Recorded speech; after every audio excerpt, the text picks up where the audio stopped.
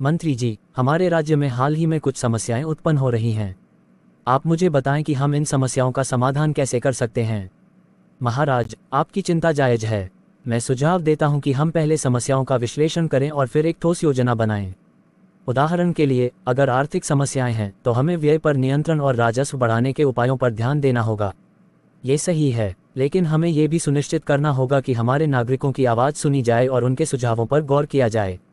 बिल्कुल महाराज, हम एक जनसर्वेक्षण करवा सकते हैं ताकि लोगों की वास्तविक समस्याएं और सुझाव प्राप्त किए जा सकें।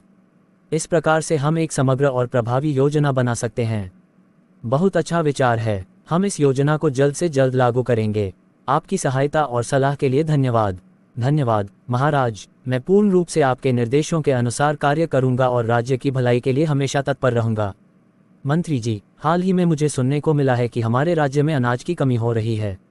इस समस्या का समाधान कैसे किया जा सकता है? महाराज, ये गंभीर चिंता का विषय है। सबसे पहले हमें ये जानना होगा कि कमी की असली वजह क्या है। क्या ये सूखा के कारण है या वितरण प्रणाली में कोई कमी है? हमने सुना है कि कुछ क्षेत्रों में सूखा पड़ा है। क्या हमें तत्काल राहत कार्य शुरू करना चाहिए?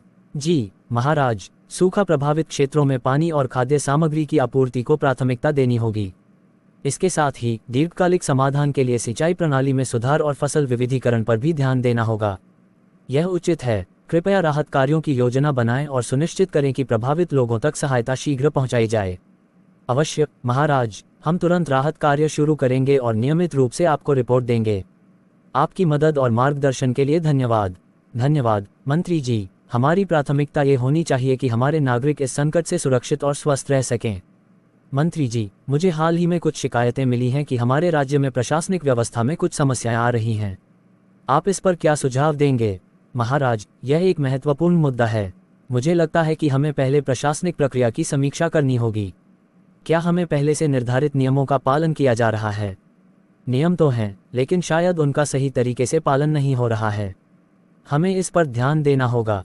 हम एक विशेष समिति गठित कर सकते हैं जो प्रशासनिक प्रक्रियाओं का निरीक्षण कर सके और सुझाव दे सके कि कहां सुधार की आवश्यकता है। इसके साथ ही हम नागरिकों की शिकायतों की सुनवाई के लिए एक प्रभावी तंत्र भी बना सकते हैं। यह एक अच्छा विचार है।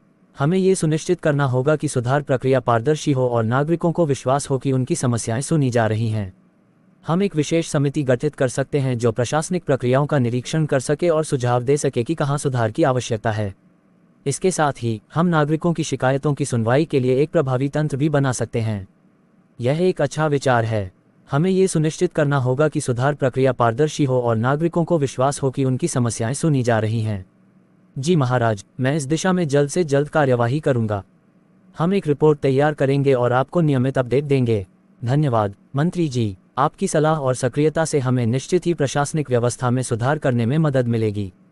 धन्यवाद महाराज, मैं पूरी निष्ठा के साथ इस कार्य को पूरा करने का प्रयास करूंगा।